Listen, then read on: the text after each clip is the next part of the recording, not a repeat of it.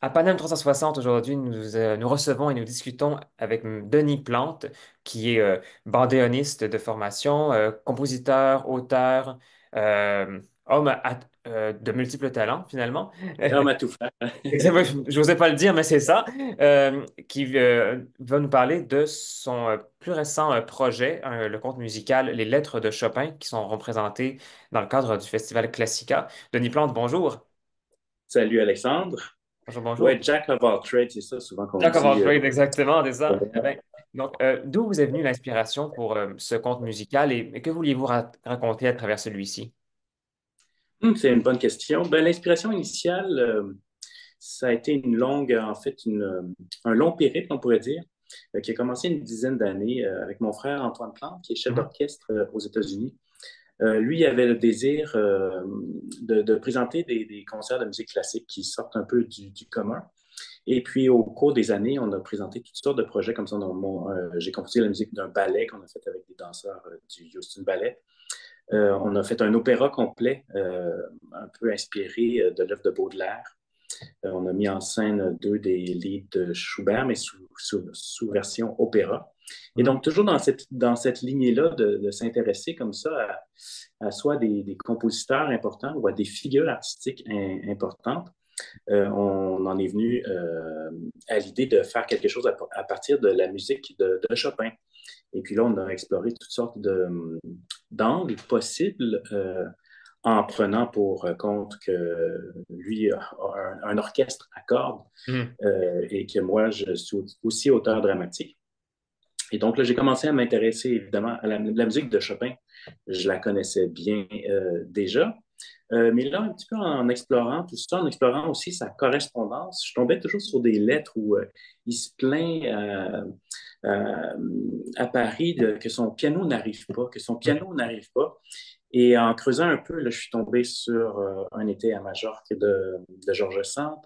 Et puis, c'est comme ça vraiment là, que toutes les pièces, on pourrait dire, du casse-tête se sont mis en place pour faire une pièce de théâtre, finalement. C'est un monologue de Georges Sand qui Mhm. nous raconte son aventure, de ses vacances, en fait, de rêve avec Frédéric Chopin, qui étaient tous les deux des jeunes amants qui venaient de se rencontrer à l'époque. Donc, Mhm. il parle vraiment en voyage de noces, presque, pour s'éloigner des ragots de Paris. Et on a quand même, on sait qu'est-ce qui s'est passé plus ou moins pendant leur séjour là-bas, puisque Georges Sand en a fait un livre au complet. Mais Mhm. c'est un livre un peu touristique, on pourrait dire. C'est un guide touristique, ou en tout cas, c'est un récit de voyage, comme il disait à l'époque.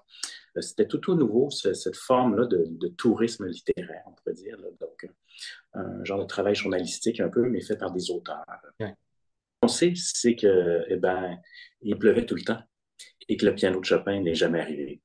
Et que Chopin est tombé malade, en fait, très, très gravement. Et déçu de cette maladie-là va vraiment le conduire à une mort prématurée. Donc, c'est ce moment-là vraiment charnière dans leur relation, mais aussi on va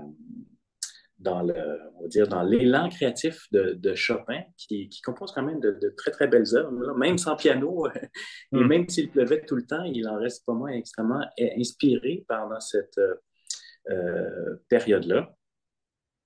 Et donc, c'est en attachant toutes ces anecdotes-là, l'œuvre même de Georges de Sand, la musique que Chopin a composée pendant cette période-là, qu'on est arrivé donc au récit là, qu'on va vous présenter.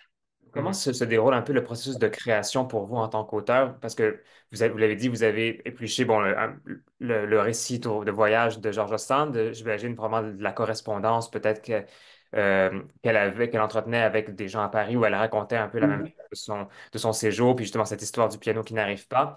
Est-ce que c'est facile de s'approprier la personnalité et la verve d'un personnage historique pour la traduire aujourd'hui avec finalement vos propres mots, puis essayer d'imiter un peu dans les dialogues et dans le monologue, qu'est-ce que Georges Sand dirait? Est-ce que c'est facile? Comment ça s'est Oui, fait pour vous, cette écriture-là?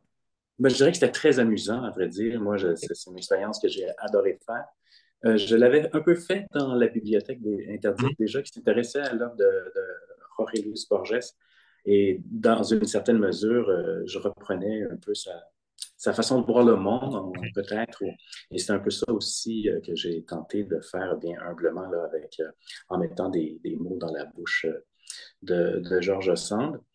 Moi, c'est un personnage qui, à force de la fréquenter à travers la distance des années, je me suis mis à beaucoup l'aimer et à beaucoup aimer son regard aussi qu'elle avait, qui est pour l'époque extrêmement avant-gardiste. Oui, Elle s'était affranchie de tout ce que les gens pouvaient penser d'elle. Elle vivait bon. dans une liberté totale, comme peu de femmes ont pu le faire au 19e siècle. Et donc, je trouvais que c'est un personnage rafraîchissant. Et le ton aussi que j'ai choisi, justement, puisque c'est un monologue, donc Oui. c'est elle qui raconte cette histoire-là. Ben, elle le fait vraiment avec une sorte d'autodérision. Donc, c'est plutôt comique. Là. On n'est pas du tout dans la tragédie. Donc, Mhm.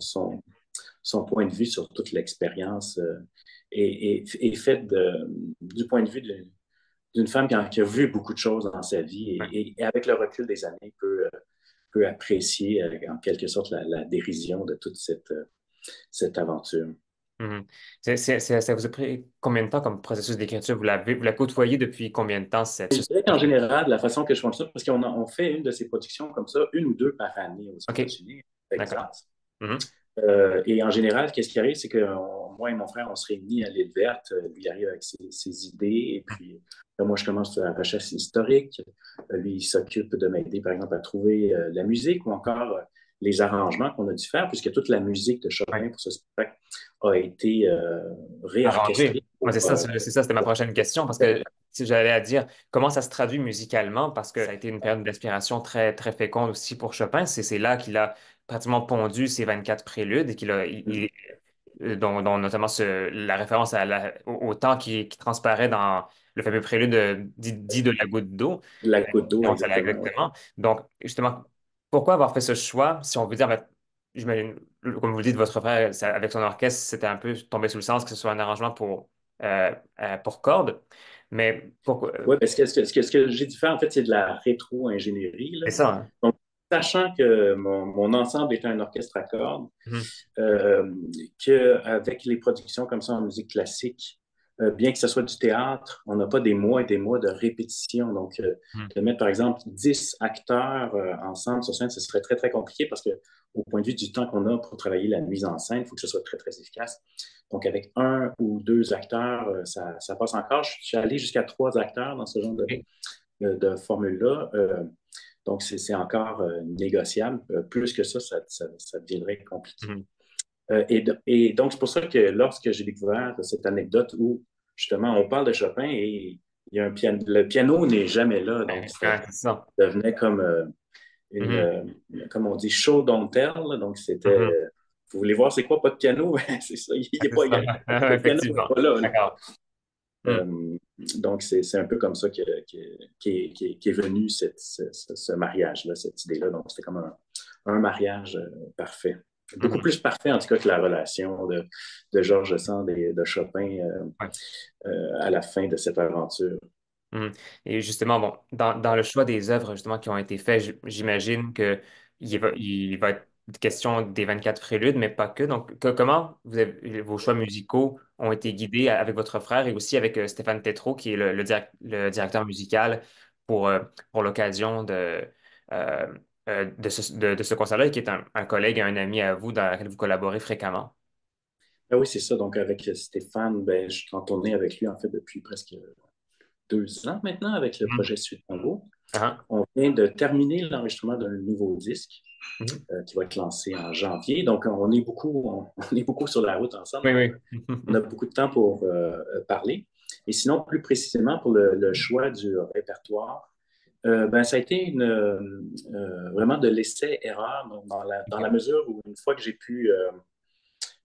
terminé le script, Mhm. je l'ai fait lire par une actrice. Et à partir de ça, donc à partir des versions de piano, j'ai pu essayer toutes sortes de mariages entre les deux pour trouver parfois l'émotion juste qui va avec telle ou telle scène. Mhm, Donc, et là, j'avais quand même beaucoup de choix. Il y a tellement de la belle musique mhm, chez Chopin que c'était plus des choix difficiles de laquelle laquelle je pourrais pas mettre finalement. En fait, mhm. c'est ça parfois euh, le- la- un peu les choix crève-cœur, là, parce que Ouais.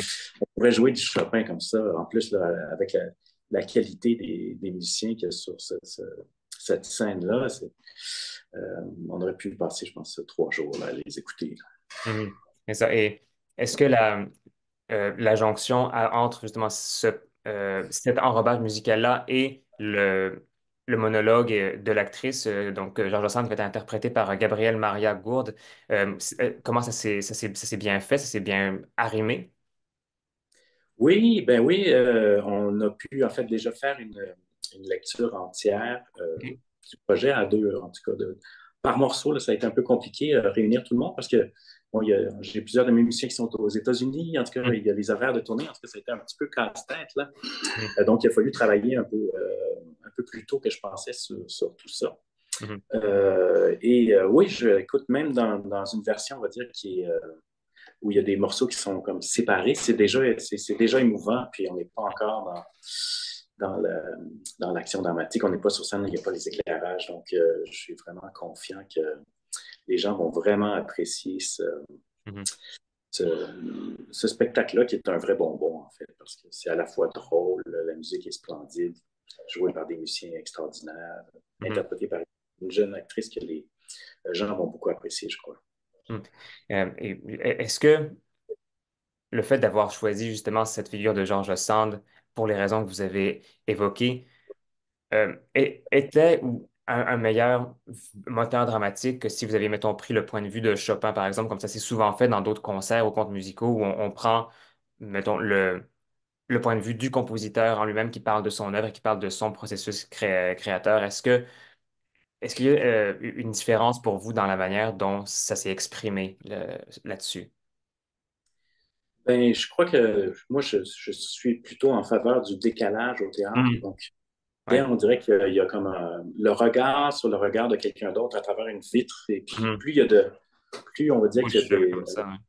de distance entre le Mhm. sujet et puis la personne qui le raconte, on dirait que ça enrichit le point de vue, ça évite certainement de tomber dans certains raccourcis ou Mhm. d'aller vers des stéréotypes.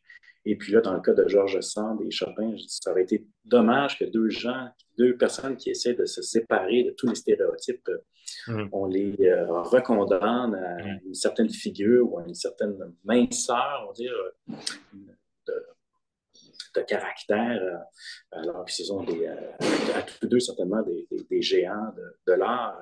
Mhm. C'est sûr qu'aujourd'hui, par exemple, la littérature de Georges Sand a plus beaucoup de résonance peut-être avec notre époque, alors qu'à à son époque, elle était Mhm. transgressive, elle allait dans des zones où personne n'était jamais allé. Mhm. C'est sûr qu'aujourd'hui, son geste a peut-être moins d'impact.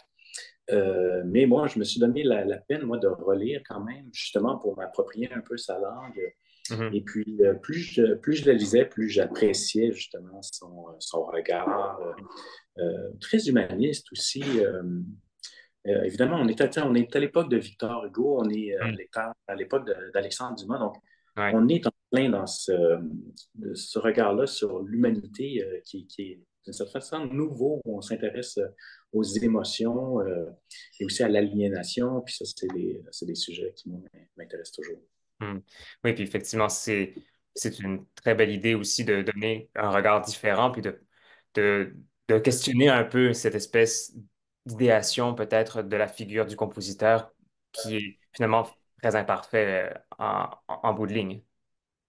Oui, et puis c'est difficile parfois, surtout c'est difficile c'est facile parfois de donner à un artiste a posteriori des intentions qu'il n'avait pas nécessairement. Moi, ça m'arrive, puis mon œuvre n'est pas si on va dire, étudiée que ça par des grands musicologues. Mais malgré tout, parfois, je suis comme surpris d'entendre certains liens que les gens font ou les lectures que les gens font de mes propres œuvres. Donc là, j'imagine à 150 ans de distance, je crois qu'il faut être prudent Oui. quand on met des mots dans la bouche de quelqu'un.